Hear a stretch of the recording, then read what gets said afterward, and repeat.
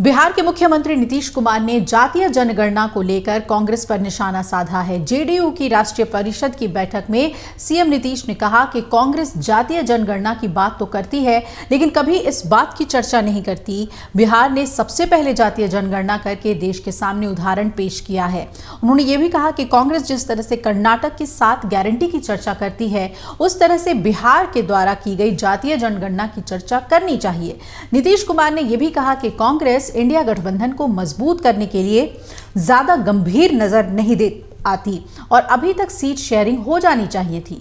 नीतीश कुमार ने यह भी कहा कि हम सारे राज्यों का दौरा करेंगे, वहां जाकर हम जातीय जनगणना कराने की मांग करेंगे जैसा बिहार में हुआ, ताकि लोगों की आर्थिक, सामाजिक और राजनीतिक जानकारी मिल सके।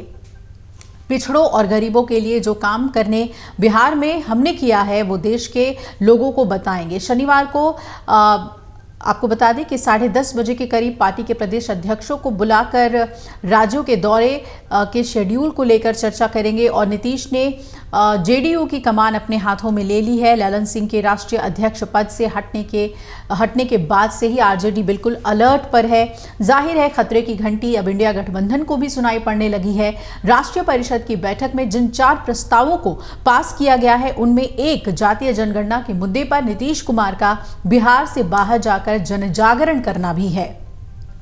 यह भी तय है कि नीतीश कुमार अब अपनी महत्वाकांक्षाओं को साधने के लिए देश का दौरा करेंगे। इतना ही नहीं, जेडीयू बिहार के बाहर यूपी और झारखंड जैसे प्रदेशों में भी अपने उम्मीदवारों को मैदान में उतारेगी।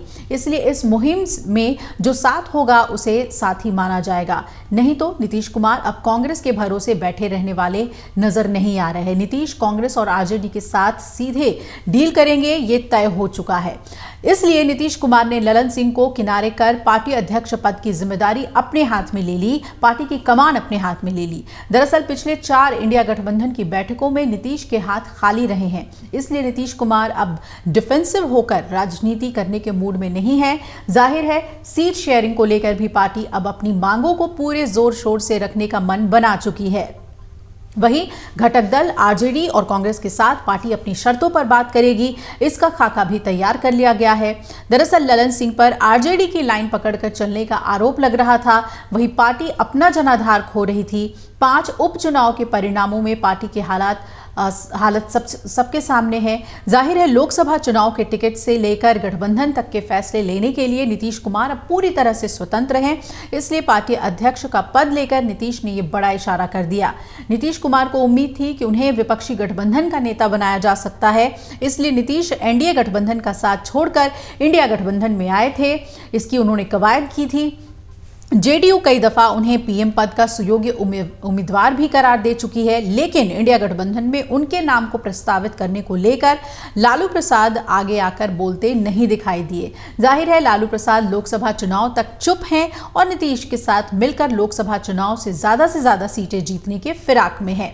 यह तय माना जा रहा है कि ऐसे में लोकसभा चुनाव खत्म होने पर आरजेडी नीतीश को सीएम पद छोड़ने को लेकर दबाव बनाएगी। जाहिर है नीतीश कुमार ऐसा अवसर आने से पहले ही बिहार की सत्ता को बचाए रखने की पुरजोर कोशिश में जुट गए हैं। इसलिए आरजेडी के साथ मिलकर सरकार चलाने के सबसे बड़े पक्षधर नेता ललन सिंह को हटाकर नीतीश ने पहला रोड़ा अपने रास्ते से हटा दिया है। इसलिए यह तय माना जा रहा है कि नीतीश को आने वाले दिनों में कांग्रेस की तरफ से कुछ विशेष ऑफर नहीं मिलता है तो नीतीश वैकल्पिक राजनीति की तरफ सोच सकते हैं और एक समुचित माहौल बनाकर बड़े फैसले लेने से भी वो परहेज नहीं करेंगे। तो नीतीश कुमार और क्या फैसले लेते हैं, जेडीयू में क्या कुछ चल रहा है, इससे जुड़ी हुई सभी अपडेट amarujala.com पर आपको हम देते रहेंगे। अगर आप ये वीडियो YouTube पर देख रहे हैं तो हमारे चैनल को सब्सक्राइब करें और बेल आइकन को दबाना ना भूलें। अगर आप Facebook पर ये वीडियो देख रहे हैं तो हमारे पेज को लाइक करें।